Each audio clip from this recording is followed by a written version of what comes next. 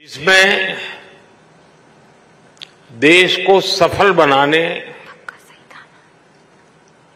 देश का भाग्य बदलने की सर्वाधिक जिसमें ताकत है वो शिक्षा है। आज 21वीं सदी का भारत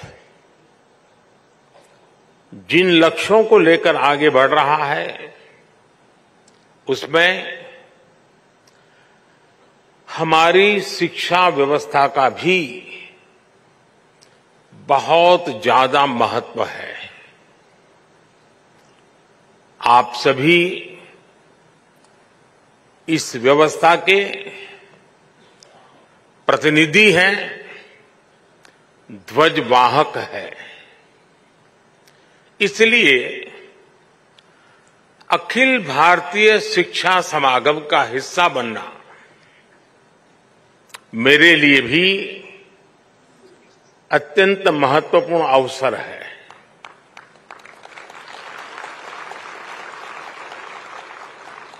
मैं मानता हूं विद्या के लिए विमर्श जरूरी होता है, शिक्षा के लिए संवाद जरूरी होता है। मुझे खुशी है कि अखिल भारतीय शिक्षा समागम के इस सत्र के जरिए हम विमर्श और विचार की अपनी परंपरा को और आगे बढ़ा रहे हैं। इसके पहले ऐसा आयोजन काशी के नवनिर्मित रुद्राक्ष सभागृह में हुआ था। इस बार ये समागम दिल्ली के इस नवनिर्मित भारत मंडपम में हो रहा है और खुशी की बात यह है कि विधिवत रूप से भारत मंडपम के लोकार्पण के बाद ये पहला कार्यक्रम है और खुशी इसलिए बढ़ जाती है कि पहला कार्यक्रम शिक्षा से जुड़ा कार्यक्रम हो रहा है। साथियों, काशी के रुद्राक्ष से लेकर इस आधुनिक भारत मंडपम तक अखिल भारतीय शिक्षा समागम की इस यात्रा में एक संदेश भी छिपा है। ये संदेश है प्राचीनता और आधुनिकता के संगम का, यानी एक और हमारी शिक्षा व्यवस्था भारत की प्राचीन परंपराओं को सहज रही है, आधुनिक साइंस और हाईटेक टेक्नोलॉजी इस फील्ड में भी हम उतना ही तेजी से आगे बढ़ रहे हैं। इस आयोजन के लिए शिक्षा व्यवस्था में आपके योगदान के लिए आप सभी साथियों को शुभकामनाएं देता हूं, साधुवाद देता हूं। संयोग से आज हमारी राष्ट्रीय शिक्षा नीति के 3 साल भी पूरे हो रहे हैं। देश भर के बुद्धिजीवियों ने, एकेडमिशियंस ने और टीचर्स ने इसे एक मिशन के रूप में लिया और आगे भी बढ़ाया। मैं आज इस अवसर पर उन सभी का भी धन्यवाद करता हूं, उनका आभार प्रकट करता हूं। अभी मैं यहां आने के पहले पास के पेविलियन में लगी रही प्रदर्शनी देख रहा था।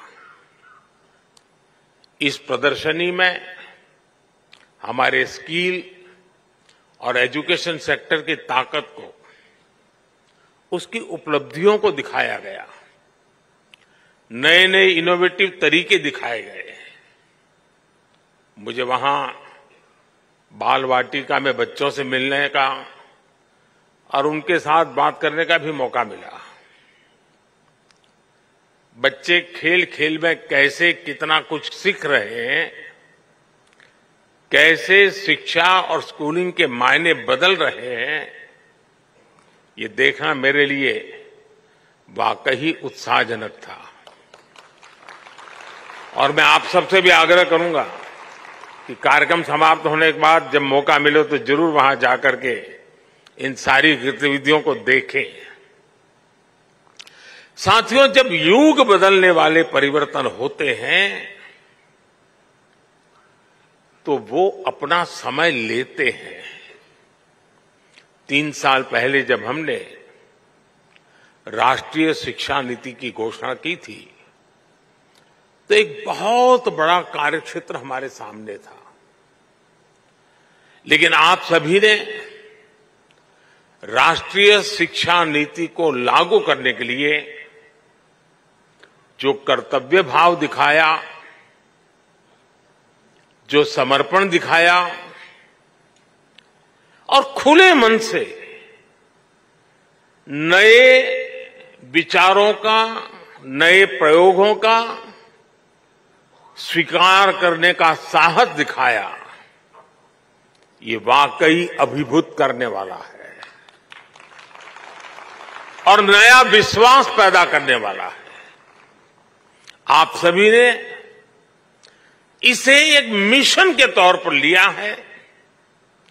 राष्ट्रीय शिक्षा नीति में ट्रेडिशनल नॉलेज सिस्टम से लेकर फ्यूचरिस्टिक टेक्नोलॉजी तक उसको बराबर एक बैलेंस वे में उसको अहमियत दी गई है। प्राथमिक शिक्षा के क्षेत्र में नया पाठ्यक्रम तैयार करने के लिए, क्षेत्रीय भाषाओं की पुस्तकें लाने के लिए, उच्च शिक्षा के लिए, देश में रिसर्च इकोसिस्टम को मजबूत करने के लिए देश का शिक्षा जगत के सभी महानुभावों ने बहुत परिश्रम किया है। देश के सामान्य नागरिक और हमारे विद्यार्थी नई व्यवस्था से भली भांति परिचित है। वो ये जान गए हैं कि 10+2 एजुकेशन सिस्टम की जगह अब 5+3+3+4 ये प्रणाली पर अमल हो रहा है। पढ़ाई की शुरुआत भी अब 3 साल की आयु से होगी। इससे पूरे देश में एकरूपता आएगी। हाल ही में संसद में नेशनल रिसर्च फाउंडेशन बिल पेश करने के लिए कैबिनेट ने अपनी मंजूरी दे दी है। राष्ट्रीय शिक्षा नीति के तहत नेशनल करिकुलम फ्रेमवर्क भी जल्द ही लागू हो रहा है।